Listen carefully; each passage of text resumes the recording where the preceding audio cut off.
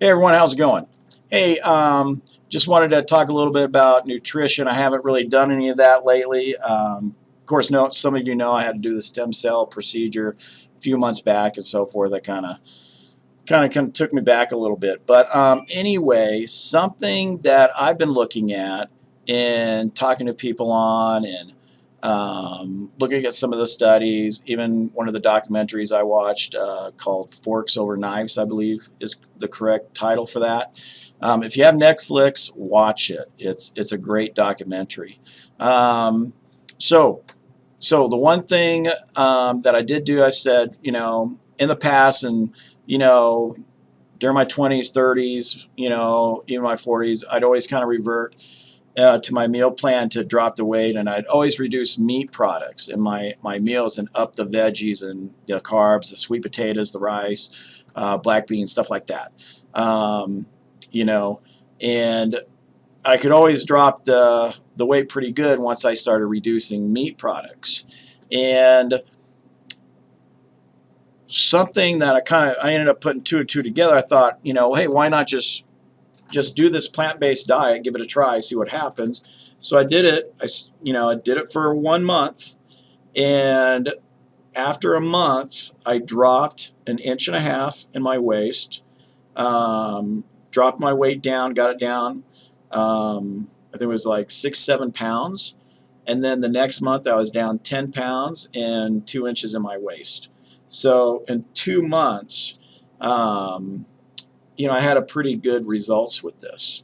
So during that time, I noticed um, the acid reflux that I would have every now and then. I haven't even had it since I've been doing this, and now I'm going on. Now I'm on my what am I into my third month now doing this, and a lot of other things I've noticed. Um, Eyesight, for example, driving down the road, and I realized I can see clearer. My vision is definitely clearer, and that was one of the things I saw in the study that people noticed when they switched to a plant-based diet. So, so the thing that I'm saying here is that one, Jackie and I are going to work on the meal plan and kind of add some of these meals to the meal plan for all of you, and we're going to put it in the recipe book. We're going to, make sure we have the grocery list kind of updated in that. So I'm not telling people, get rid of your meat products, stuff like that. I mean, I still eat meat. I'm probably like 90, 95% plant-based, and the rest is meat. So I've really reduced meat out of my diet quite a bit. So you figure I'll go a whole week, 2 weeks, something like that, and not even have any meat. It's all plant-based meals, and then maybe have some chicken or a steak or something like that. But I'm not totally 100% plant-based. But I'm going to attach a video of this, an interview from Dr.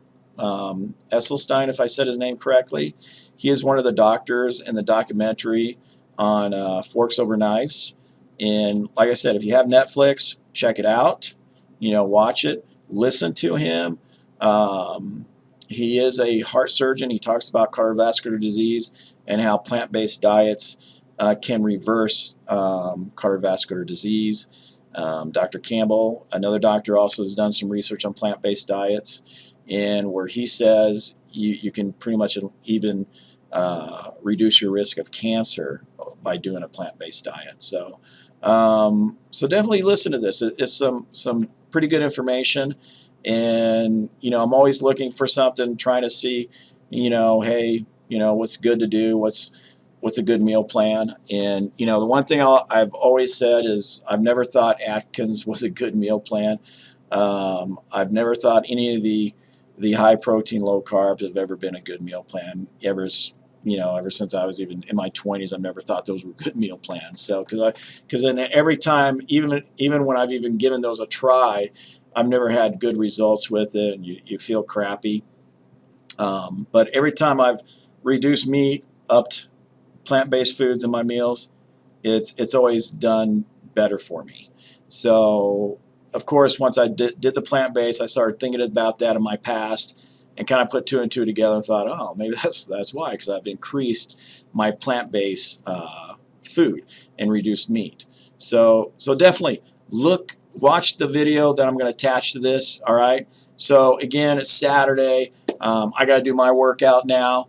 You know, you guys are great. Love having you guys here at the gym. Love that you're part of our family.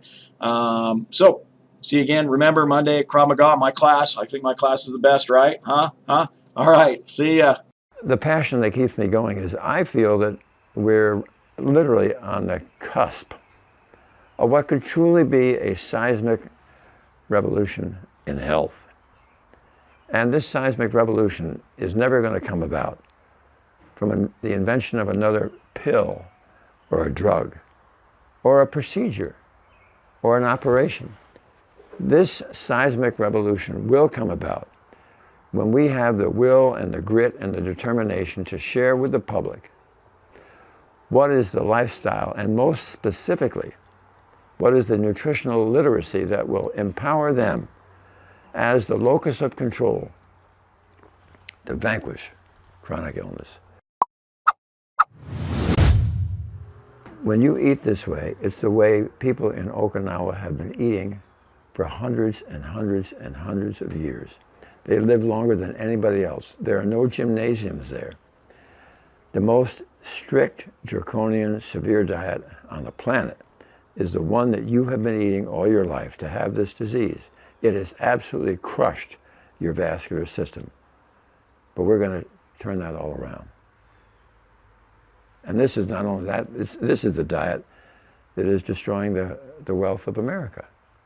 18% of our gross national product is now going into the health industry. That's insane. We can eliminate chronic illness if we can get people to eat whole food, plant-based nutrition. And what are you going to do with all that money? Topel and Murphy, who are economists from Chicago, University of Chicago, in 1999, reporting in the University of Chicago Press, they estimate that the savings in this country with the elimination of cardiovascular disease alone, $40 trillion. Now, pretty exciting stuff. When you see evidence of an angiogram that we have, where the angiogram shows the blockage in the heart, they come on our program, we repeat, the angiogram was repeated in some of those original patients, and there you see this reversal.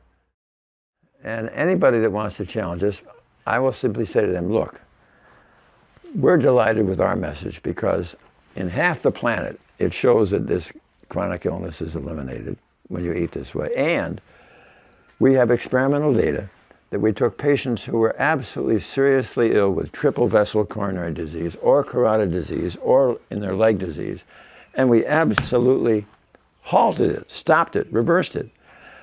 They have to show me the same with their diet. And they can't.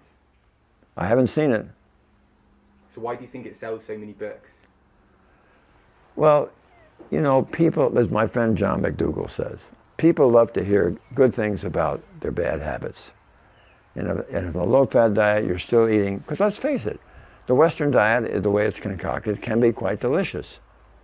But also, so in whole food, plant-based nutrition, your taste buds change, and it's just delightful. I've been doing this now for 34 years. I grew up on an Aberdeen Angus beef farm and a dairy farm.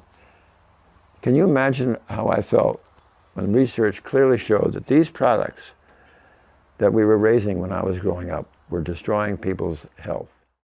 Let's say that you take 1,000 people and they all eat plant-based. Then you take 1,000 people and they all eat the Western diet, okay? Starting in the 1,000 who are eating the Western diet, there will be some who are somewhat genetically predisposed.